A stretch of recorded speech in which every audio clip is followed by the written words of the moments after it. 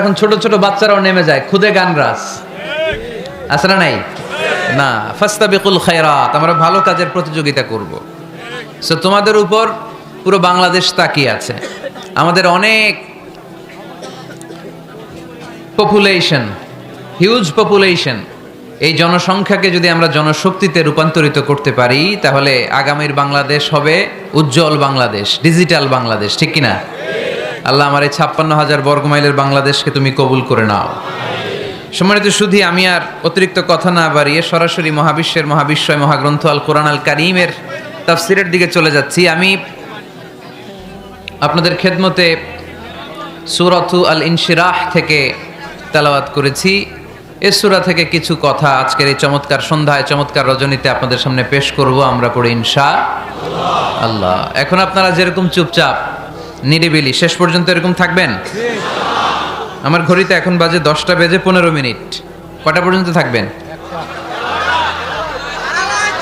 সারা রাত আপনারা থাকেন আমার একটু যাওয়ার ব্যবস্থা করে দিয়েন এদিক দিয়ে আমার এক্সিট করে দিলে হবে তো আমরা খুব লম্বা চড়া কথা বলবো না সূরাতু আল ইনশিরাহ সূরাতু আল ইনশিরাহ কোরআনের কোন কোন নুসখায় এই সূরাটাকে বলা হয় সূরাতু আশ-শারহ কোথাও আশ-শারহ কোথাও আল ইনশিরাহ ইনশিরাহ মানে প্রশস্ত করে দেয়া এমন ভাবে ইসলামের সত্যতাকে আল্লাহ তাআলা আপনার সামনে তুলে ধরবে ইসলামের জন্য আপনার হৃদয়টা প্রশস্ত হয়ে যাবে অথবা এই সূরার নাম সূরাতু আশ-শারহ শারহ মানে কি কে বলতে পারে দেখি শারহ মানে কি হ্যাঁ ব্যাখ্যা বিশ্লেষণ শারহ মানে ব্যাখ্যা করা বিশ্লেষণ করা ইসলামটাকে আল্লাহ তাআলা বিশ্বনবীর কাছে এমনভাবে তুলে ধরেছেন ইসলামটা বিশ্বনবীর হৃদয়ে একেবারে ক্রিস্টাল ক্লিয়ার হয়ে গিয়েছে একেবারে ব্যাখ্যা হয়ে গিয়েছে সুবহানাল্লাহ পড়েন শারহ দেখবেন অনেক তাফসীরে শারহ আছে হাদিসের শারহ আছে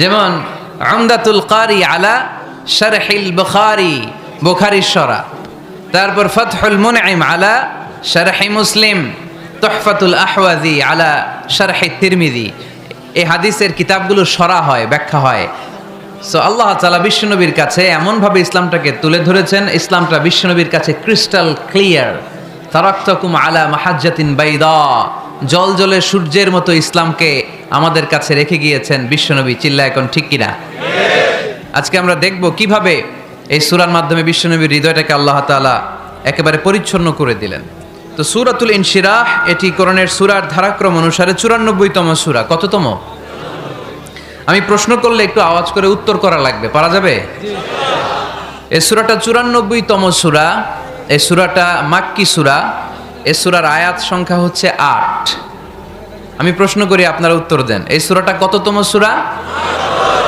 ৯৪তম সূরা এই সূরার আয়াত সংখ্যা সূরাটি মাদানী সূরা কি সূরা মাক্কি সূরা মনে থাকবে এই সূরার ভিতরে আল্লাহ তাআলা বিশ্বনবী সাল্লাল্লাহু আলাইহি সাল্লামকে কনসোলেশন করেছেন কন্ডোলেন্স করেছেন সান্ত্বনা দিয়েছেন এটা মোটিভেশনাল সূরা এটা পেইন রিলিভিং সূরা যাদের অন্তরে ব্যথা জ্বালা যন্ত্রণা যারা কষ্টে জর্জরিত তাদের জন্য এই সূরার ভিতরে পেইন রিলিভ পিল দিয়ে দিয়েছে কে ইযা ইশতাদ্দাত বিকাল বালওয়া ফাফাক্কির ফি আলাম নাশরাহ ফাউসরুন বাইনা ইউসরাইনি ইযা ফাক্কারতাহু তাফরাহ যখন তোমার মন খারাপ হয় তুমি সূরা ইনশিরাহ তেলাওয়াত করো কারণ সূরা ইনশিরাহর ভেতরে আল্লাহ এমন মোটিভেশনাল কথা রেখে দিয়েছেন এমন ইন্সপায়ারেশন রেখে দিয়েছেন আপনি পড়লেই আপনার হৃদয়টা শীতল হয়ে যাবে এই সূরাটাকে আমরা ৩ ভাগে ভাগ করব এই সূরার প্রথম ৪ আয়াতে আল্লাহ তাআলা বিশ্বনবীর প্রতি কি নেয়ামত দিয়েছেন সেটার বর্ণনা করেছেন প্রথম ৪ আয়াতে নেয়ামতের বর্ণনা তারপরের ২ আয়াতে বিশ্বনবীকে দিয়েছেন সান্ত্বনা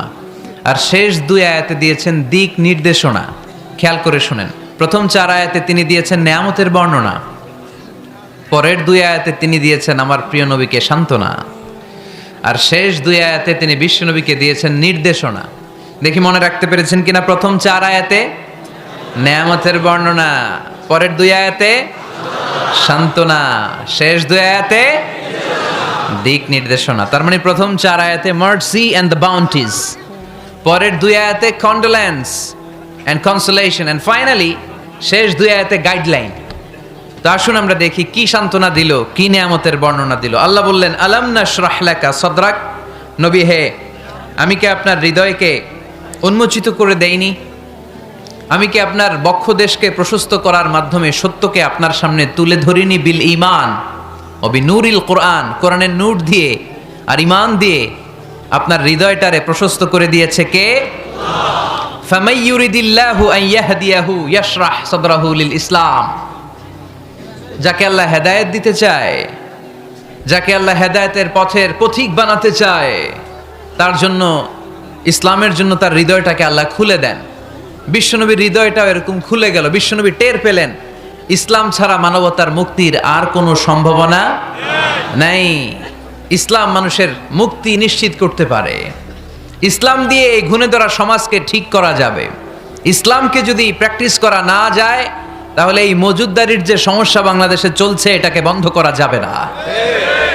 ইসলাম থেকে প্রেসক্রিপশন না নিলে চাঁদাবাজি বন্ধ হবে না, টেন্ডারবাজি বন্ধ হবে না, শুধু দুদকের অফিস থেকে বসে বসে দুর্নীতি দমন করা যাবে না। এজন্য ইসলাম থেকে প্রেসক্রিপশন নিতে হবে। আল্লাহ তাআলা বললেন, আলাম নাশরাহ লাকা সাদরাক, নবী হে, ইসলামের জন্য আপনার হৃদয়টাকে কি আমি খুলে দেইনি? সত্য কি আপনার সামনে আমি তুলে ধরিনি? আপনাকে আমি আলাম নাজআলকা আহলাল হিম্মা, আপনার কি হিম্মতওয়ালা আমি বানাইনি? ইসলাম যখন আপনার হৃদয়ে ক্লিয়ার, আপনি বিশাল শক্তির সামনে দাঁড়িয়ে হাজার মানুষের সামনে ইসলামের পক্ষে কথা বলবেন, আপনি কাউরে ভয় পাবেন না। চিল্লায় বলেন ঠিক কি না? এজন্য আল্লাহ বললেন, আলাম নাশরাহ লাকা সাদরাকা ওয়া ওয়াদা'না আনকা বিজরাকাল্লাযী আনকাদা যাহরাক ওয়া রাফা'না লাকা যিকরাক। সুবহানাল্লাহ পড়েন। নবী, আপনার হৃদয়টাকে আমি ইসলামের জন্য প্রশস্ত করে দিয়েছি। আপনি একেবারে সুনিশ্চিতভাবে বুঝতে পেরেছেন, জানতে পেরেছেন যে মানব সমস্যার সমাধান আছে শুধু ইসলামের ভেতরে। কিসের ভেতরে? এজন্য আমাদেরকে ইসলাম মানতে হবে। কি মানতে হবে? ইসলাম মানবো কতক্ষণ দেহে প্রাণ থাকে? ইসলাম মানবো কোনখানে? সবখানে। উত্তর দেন। ইসলাম মানবো কতক্ষণ দেহে প্রাণ থাকে? ইসলাম মানবো কোনখানে? রাজি আছেন নাকি ভাগাভাগি করবেন? কিছু ইসলাম, কিছু মন মতো। মসজিদ, মাহফিল, মাদ্রাসা ইসলাম, আর গোটা দুনিয়াটা মন মতো। এরকম ভাগাভাগি করা যাবে না, খবরদার। ইসলাম মানবতার মুক্তির সোপান। বিশ্বনবী এটা নিশ্চিত হলেন। বিশ্বনবীর হৃদয়টারে উজালা করে দিল কে? আলাম নাশরাহ লাকা সাদরাক, হে নবী, আপনার হৃদয় কি আমি খুলে দেইনি? হৃদয় খুলে দেয়া মানে হৃদয়ের মধ্যে হিম্মত তৈরি করে দেয়া। সাইয়েদনা মুসা আলাইহিস সালাম এই দোয়াটা আল্লাহর কাছে করেছিলেন, রব্বি শরাহলি সাদরি ওয়া ইয়াসসিরলি আমরি, আল্লাহ আমার কাজ সহজ করেন, আমার হৃদয়টারে আপনি খুলে দেন। সাইয়েদনা মুসা আলাইহিস সালাম আল্লাহর কাছে চেয়েছেন আল্লাহ যেন হৃদয় খুলে দেয়, কিন্তু আমার নবী চাওয়ার আগেই আমার নবীর হৃদয়টারে খুলে দিয়েছে কে? আল্লাহ। আবার অনেক মুফাসসিরিনে ইকরাম বলেছেন এখানে শারহে সাদর দ্বারা শাক্কুস সাদর উদ্দেশ্য, মানে সিনা চাক। আমার নবীর জীবনে পুরো জিন্দেগিতে 3 বার সিনা চাক হয়েছিল। কয়বার? 3 বার। সিনা চাক মানে বক্ষ বিদীর্ণ করা, ইংরেজিতে বলে ওপেন হার্ট সার্জারি। কি বলে? আপনাদের এই এলাকায় কারো হয় নাই? শুনছেন না এটা? ওপেন হার্ট সার্জারি, গলা থেকে নাভি পর্যন্ত একেবারে কেটে ফেলে। বিশ্বনবীকে এবার 3 বার এভাবে ওপেন হার্ট সার্জারি করা হয়েছে। একবার যখন বিষ্ণু ঈসা ইসলাম বনু সাদ গোত্রে ছিল তখন, দ্বিতীয়বার যখন কোরআন নাজিল হবে তার আগ দিয়ে তখন, 3 নম্বরে বিষ্ণু ঈসা ইসলামকে যখন ঊর্ধ্ব জগতের অনেক দামি দামি জিনিস দেখানো হবে ওই মেরাজ রজনীর সময়টাতে, তখন কোন সুবহানাল্লাহ। বিশ্বনবী বললেন, আমি উম্মে হানির ঘরে শুয়েছিলাম, আমাকে ছাদ 2 ভাগ করে ছাদের উপর দিয়ে নিয়ে হাতিমে কাবাতে শুইয়ে দেয়া হলো, গলা থেকে নাভি পর্যন্ত ছিঁড়ে ফেলা হলো, আমার হৃদয়টাকে বের করে জমজমের পানি দিয়ে ক্লিন করা হলো, আমার হৃদয়ে জ্ঞান, আমার হৃদয়ে ঈমান আর প্রজ্ঞা দিয়ে পরিপূর্ণ করা হলো। অনেক মুফাসসিরিনে ইকরাম বলেছেন, আলাম নাশরাহ লাকা সাদরাক মানে হচ্ছে, হে নবী, আমি কি আপনার বক্ষ বিদীর্ণ করি নাই? কেউ কেউ বলেছেন এটা দ্বারা উদ্দেশ্য হচ্ছে বিশ্বনবীর বক্ষ বিদীর্ণ করার মধ্য দিয়ে বিশ্বনবীকে আল্লাহ তাআলা ব্রড মাইন্ডেড বানিয়েছেন। সুবহানাল্লাহ পড়েন। বিশ্বনবী কি ন্যারো মাইন্ডেড ছিলেন? কি ছিলেন? জোরে বলেন, আরো জোরে। ব্রড মাইন্ডেড, উদার, আকাশের মতো বিশাল, সাগরের মতো বিশাল, পাহাড়ের মতো সুউচ্চ ছিল বিশ্বনবীর হৃদয়। ঠিক কি না? শুধু মুমিনদের জন্যই বিশ্বনবীর হৃদয়ে মায়া ছিল না, কাফেরদের জন্য মায়া ছিল। সুবহানাল্লাহ পড়েন। রাহমাতাল লিল আলামিন, আমার নবী কি ছিল? সবাই বলেন وما أرسلناك إلا رحمة للعالمين I have sent you as a mercy for the entire universe নবী হে আমি আপনাকে গোটা বিশ্বের সবার জন্য রহমত করে প্রেরণ করেছি রাহমাতাল লিল আলামিন আল্লাহ এখানে চাইলে বলতে পারতেন রাহমাতাল লিল মুসলিমিন নবী আপনি শুধু মুসলিমদের জন্য রহমত এটা বলছে নবী আপনি শুধু মুত্তাকিদের জন্য রহমত বলছে চাইলে বলতে পারতেন নবী আপনি শুধু রাহমাতাল লিল মুসাল্লিন যারা মসজিদে যায় মুসল্লি নামাজ পড়ে তাদের জন্য রহমত বলেছে কি বলছে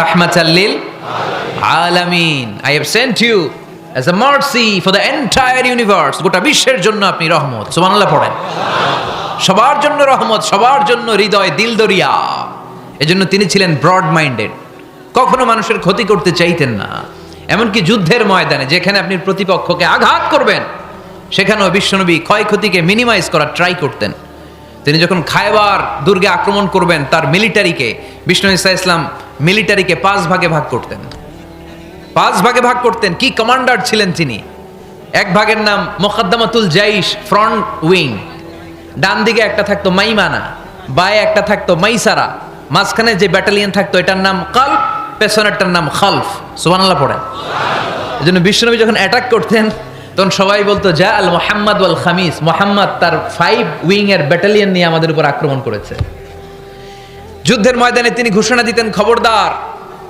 এই যে ইহুদিদের উপর আক্রমণ করবা যুদ্ধ করবা কোনো নারীদের গায়ে হাত তুলো না শিশুর গায়ে হাত তুলো না বৃদ্ধ বৃদ্ধার গায়ে হাত তুলো না খ্রিস্টান পাদ্রী বাবা যারা আছে ফাদার অফ ক্রিশ্চিয়ান পাদ্রীদের গায়ে হাত তুলো না যুদ্ধ করতে যে গবাদি পশু মেরো না গাছপালাগুলো ভেঙো না সুবহানাল্লাহ কইতে মনে চায় না গেছে যুদ্ধ করতে গেছে কি কিন্তু ক্ষয়ক্ষতি মিনিমাইজ করার জন্য কি চেষ্টা করতেন কি রহমতের নবী সবাইকে সম্মান করতেন সবাইকে মানুষ হিসেবে দেখতেন আমরা ভাগ করে ফেলি আমরা দেখা মাত্রই যদি দেখি মাথায় টুপি আর দাড়ি তখনই ভাবা শুরু করি এটা কার মুরিদ কি সরসিনার মুরিদ না চরমনায়ের মুরিদ না আট্রসির মুরিদ না অমুক জায়গার মুরিদ অথবা আমরা বলতে শুরু করি কি জামাত করে না খেলাফত মজলিস করে না ইসলামী আন্দোলন করে না তাবলীগ করে ভাগাভাগি আছে না নাই কিন্তু আমরা তাকে মানুষ হিসেবে দেখি না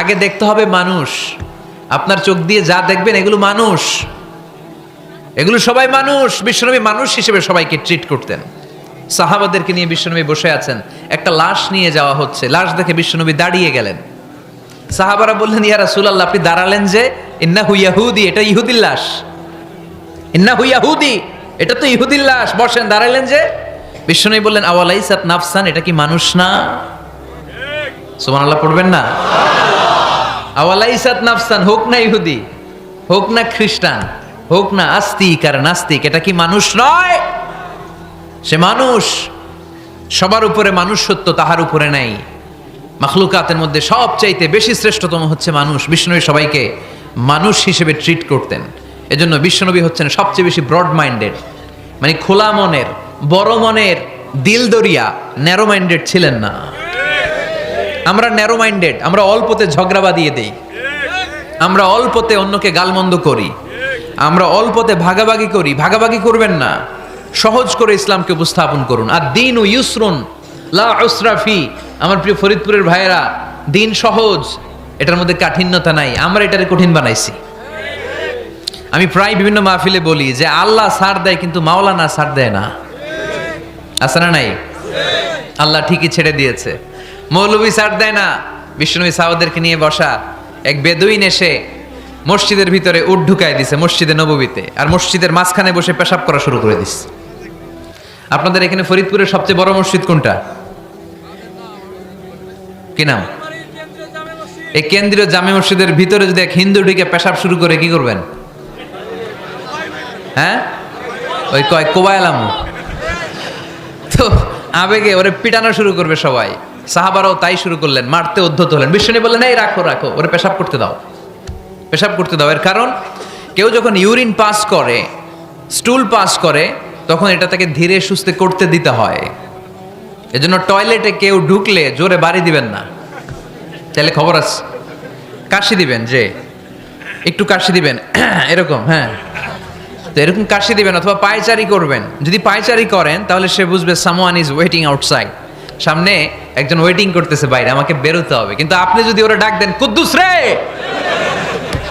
কুদ্দুস কইবা আমি নাই, কারণ এটা ভয়ঙ্কর একটা বিষয়। আপনি যখন ইউরিন পাস করছেন খুব স্মুথলি করতে হয়, তখন ডাক দিলে পেশাব আটকায় গেলে আপনার ভয়ঙ্কর রোগ হতে পারে। কি ফিলোসোফার ছিলেন, কি বড় ডাক্তার ছিলেন বিশ্বনবী মুহাম্মদ সাল্লাল্লাহু আলাইহি ওয়াসাল্লাম। বিশ্বনবী বললেন, ওরে ডেকো না, কাজ সারতে দাও। ইচ্ছা মতো বেটা পেশাব করার পরে বিশ্বনবী গেলেন, যে বললেন, তুমি যে পেশাব করেছো তুমি কি জানো এই জায়গাটা কি? বেদুইন বলে, না আমি তো জানি না এই জায়গাটা কি। বিশ্বনবী বললেন, এটা আমাদের ইবাদতগাহ। এটা আমাদের কি? ইবাদতগাহ। এখানে ঢুকে আমরা আমাদের রবরে ডাকি, আল্লাহরে ডাকি, আমরা নামাজ পড়ি, জিকির করি, তাসবিহ পড়ি, এটা আমাদের ইবাদতগাহ। কাজটা করা তোমার মোটেও ঠিক হয়নি। লোকটা অবাক হয়ে গেল, ঘটনা কি? তাদের ইবাদতগাতে আমি পেশাব করেছি আর আমাকে জামাই আদর, আর আমাকে এত সুন্দর করে বলে যে এটা ইবাদতগাহ। আমাদের ইবাদতগাহের ভিতরে যদি কেউ এরকম করতো, ওরে তো একেবারে সাইজ করে ফেলতাম। সে অবাক হয়ে গেল। সে জিজ্ঞেস করলো, হু আর ইউ, কে আপনি? বিশ্বনবী বললেন, আনা মুহাম্মদ সাল্লাল্লাহু আলাইহি ওয়াসাল্লাম, আমি শান্তির ধর্ম ইসলামের প্রেরণার বাণী বাহক। আমি লা ইলাহা ইল্লাল্লাহ মুহাম্মাদুর রাসূলুল্লাহ এই বাণী দিয়ে গোটা বিশ্বে বিপ্লব তৈরি করতে এসেছি। বেদুইন বলল, আমাকেও আপনার বিপ্লবে শরীক করে নেন। ইসলাম মারামারি কাটাকাটিতে আসে নাই। আপনার ব্রড মাইন্ডেড অ্যাটিটিউড দেখে হিন্দু ভাইরা কালিমা পড়ে মুসলমান হয়ে যাবে। এজন্য আল্লাহ বললেন, আলাম নাশরাহ লাকা সাদরাকা ওয়া ওয়াদা'না আনকা বিজরাক আল্লাযী আনকাদা যাহরাক ওয়া রাফা'না লাকা যিকরাক। সুবহানাল্লাহ পড়েন। আলাম নাশরাহ লাকা সাদরাক, নবী হে, আমি কি আপনারে ব্রড মাইন্ডেড বানিয়ে দেই নাই? এটা আপনার জীবনে বড় নিয়ামত। আপনি সংকীর্ণ মনা না, আপনি ছোট মনের মানুষ নয়, আপনি বিশাল হৃদয়ের মানুষ। ইসলামের জন্য আপনার হৃদয়টারে আমি নবী খুলে দিয়েছি। এ হলো বিশ্বনবীর উপর প্রথম নিয়ামত। 2 নম্বরে আল্লাহ বললেন, ওয়া ওয়াদা'না আনকা বিজরাকাল্লাযী আনকাদা যাহরাক, নবী হে, আমি আপনার পিঠ থেকে বিশাল বোঝাটা নামিয়ে দিয়েছি। সুবহানাল্লাহ পড়েন। কি নামিয়ে দিয়েছি? বোঝা। উত্তর করতে হবে, রেসপন্স। এটা তাফসির মাহফিল, এটা হচ্ছে ক্লাসের মতো, যে কথা বলে শিক্ষক আর আমরা সবাই ছাত্র, ঠিক কি না? বোঝা নামিয়েছি নবী। কি নামিয়েছি? তাফসিরে 2টা এসেছে। ভিজরুন মানে বোঝা, ভিজরুল যাম পাপের বোঝা, আর একটা হচ্ছে ভিজরুল গাম চিন্তার বোঝা। বিশ্বনবীর কোনো পাপ নাই, বিশ্বনবীর সব কিছুকে মাফ করে দিয়েছে কে?